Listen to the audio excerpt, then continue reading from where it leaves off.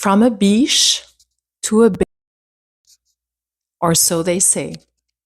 The interesting part is what happens in between, before the teeth, before the appetite, before the refusal, before I learned that some people experience boundaries as violence, before I changed the recipe.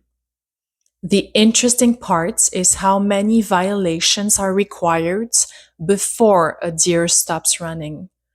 1,000 tiny ones, 1,000 little rehearsals, and then a hand too far, a joke too sharp, a humiliation disguised as guidance, a lie disguised as concern, a theft disguised as love.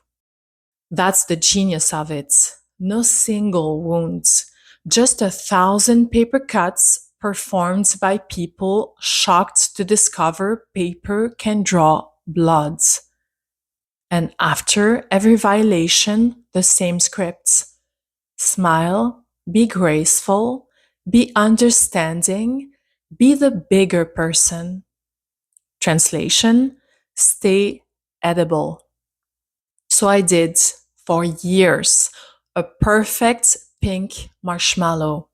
Soft, sweet, easy to swallow. Until one day I became curious. Who exactly was all this sweetness for? It certainly wasn't me. The answer ruins the recipe. So the marshmallow is still pink. People just seem very concerned about what's inside now. They say I've changed, as if transformation wasn't the inevitable consequence of repeated violation. As if a deer could spend years inside a hunting ground and never become curious about the weapons. Now look at us. We're still having the tea party. The bows are still tied. The flowers are still arranged. Everything looks beautiful. Everything looks exactly the same. Except now, I recognize a weapon even when it's wrapped in flowers. And after all these years, I know exactly how they're made. Perhaps that is what they mean when they call a woman a the moment she stops bargaining with her own dignity. The moment she understands that violation does not become love simply because it arrives wrapped in flowers.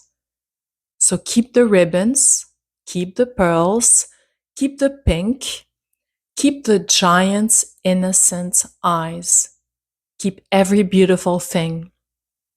Then smile a little wider. There. Not a warning, an introduction.